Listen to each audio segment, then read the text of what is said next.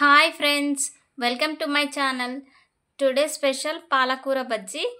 పాలకూర బజ్జీ ఏ విధంగా ప్రిపేర్ చేయాలనేది ఈ వీడియోలో చూపిస్తున్నాను. పాలకూరతో కర్రీసే కాకుండా బజ్జీ కూడా చేసుకుంటే చాలా టేస్టీగా ఉంటుంది. పాలకూరను అయితే ఈ విధంగా కట్ చేసుకోవాలి.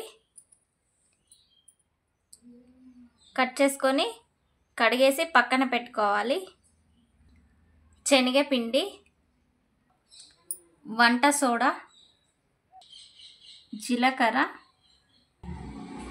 వాము కొంచెం, ధనియాల పొడి, సాల్ట్ రుచికి సరిపడు తీసుకోవాలి. ముందుగా ఒక బౌల్ అయితే తీసుకోవాలి. దాంట్లో పిండి మొత్తం వేసేయాలి.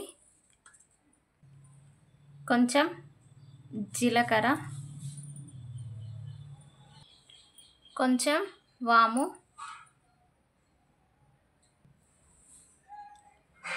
కొంచెం ధనియాల పొడి,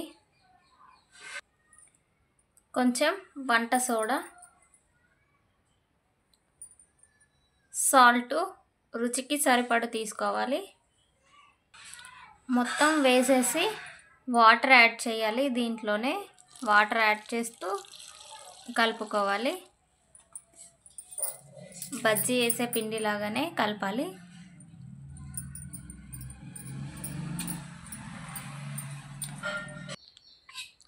మరీ పల్చా కాకుండా మరీ గట్టిగా కాకుండా మీడియంగా కలుపుకోవాలి. బజ్జీలు వేసే విధంగా మనం పాలకూరని జస్ట్ దీంట్లో వేస్తూ డీప్ ఫ్రై చేయాలి. అందుకే ఈ క్వాంటిటీలో ఉంటే సరిపోతుంది. ఇప్పుడు ఒక 5 minutes అయితే పక్కన పెట్టాలి. పక్కన పెట్టేసి డీప్ ఫ్రైకి కావాల్సిన ఆయిల్ అయితే వేసి వేడి చేయాలి.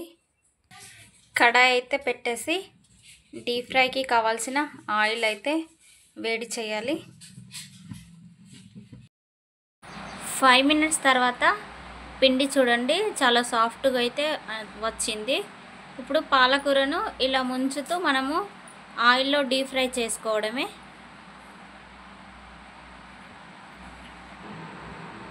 ఆయిల్ అయితే వేడైపోయింది చూడండి. ఇప్పుడు పాలకూరను అయితే ఈ విధంగా వేసేసుకోవాలి. ఒక్కొక్కటిగా కొంచెం బ్రౌన్ కలర్ వచ్చే వరకు అయితే వేయించుకొని తీసేయాలి. బ్రౌన్ కలర్ అయితే వచ్చేసింది.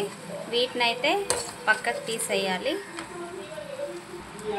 మొత్తం పాలకూరతో ఈ విధంగానే బజ్జీలు అయితే వేసుకోవాలి. చాలా టేస్టీగా ఉంటుంది. కావాలంటే పిండిలో కొంచెం కారం కూడా యాడ్ చేసుకోవచ్చు. ఫైనల్గా అయితే పాలకూర బజ్జీ అయితే రెడీ అయిపోయిందండి. చాలా టేస్టీగా ఉంటుంది. ఒకసారి ట్రై చేసి చూడండి. మనం నార్మల్గా అయితే బజ్జీ అయితే ఆలు బజ్జీ, మిర్చి బజ్జీ, ఆనియన్ బజ్జీ అట్లాంటివి వేస్తూ ఉంటాం. ఒకసారి అయితే పాలకూర బజ్జీ అయితే వేసి చూడండి. బేకరీ స్టైల్లోనే చాలా టేస్టీగా ఉంటుంది. నా వీడియో నచ్చినట్టయితే ప్లీజ్ లైక్ చేయండి, షేర్ చేయండి, సబ్స్క్రైబ్ చేయండి.